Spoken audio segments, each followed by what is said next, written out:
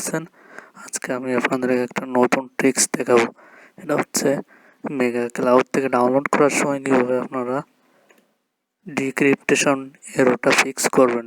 সেক্ষেত্রে আপনাকে একটা ব্রাউজার ওপেন করতে হবে, ওপেন করে গুগলে সার্চ করতে হবে, করে সেখান থেকে মেগা ডাউনলোডার নামে ওই সফটওয়্যারটা ডাউনলোড করে নিতে হবে।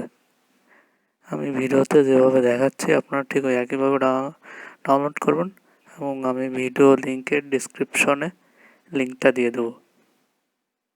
তাহলে চলুন দেখা যাক কীভাবে আপনারা ফাইল.io থেকে ডাউনলোড লেটেস্ট ভার্সন থেকে ডাউনলোড করে নেবেন।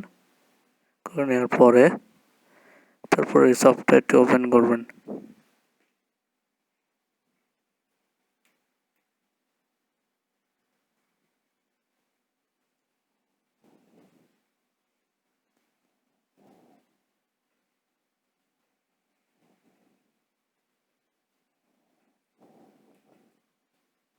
এই যে দেখুন আমার সফটওয়্যারটি অলরেডি ডাউনলোড করা আছে।